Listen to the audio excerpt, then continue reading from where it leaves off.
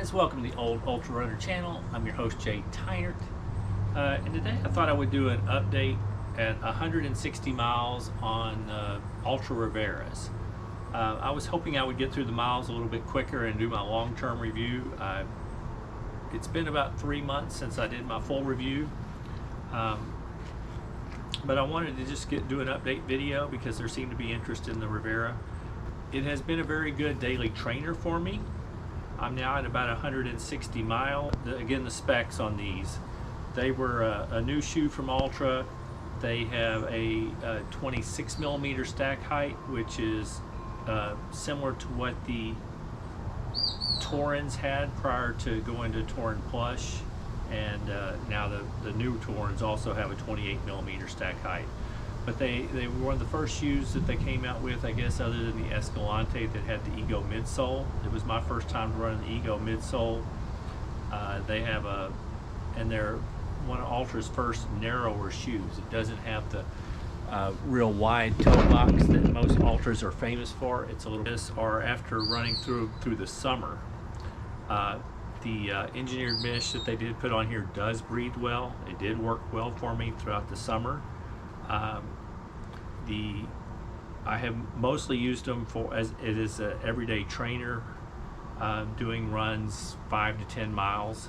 I did do a few earlier runs around 15 miles, and you could go further in them. I've just done most of my long runs in the Torins or in my Skechers Go Run Max Road 5s, just because they have a little bit more cushion. But these would work fine. I will say the Ego midsole has stayed responsive. It doesn't seem to be breaking down. It still feels very good. They're a very comfortable shoe. The tongue stays in place well. The tongue is really thick. That would be a preference for me, is that you make it maybe a little less puffy if you can keep it comfortable. It's still comfortable. It stays in place well. It's just a little puffier and probably adds a little bit to the weight. More negative I would say that I've had with the shoe is the wear on the heels. Now, I do have a bit of an inefficient foot strike, and I heel strike on my left heel, and I have worn completely through the rubber here. It's not bad yet. Like I said, I'm at 160 miles. I still expect I can go down into the midsole some, and I'm still estimating that these are going to probably last me in the 300 to 350 mile range. I think that's what I estimated when I did my full review. I still would stick with that. It's definitely going to eat away the rest of this rubber and be in the midsole, and we'll just see how it lasts. I'll try to do one more final long-term review when I'm about to retire them. But other than that, they still feel good. You'll actually see on my right foot, I actually forefoot strike a lot more, and the rubber is it's not wearing through, but it is getting flat. I mean, it's wearing off like all the little knobs and stuff, so you can just see that's and it does that on my right heel a little bit on the outside where I land. But it's been a good shoe.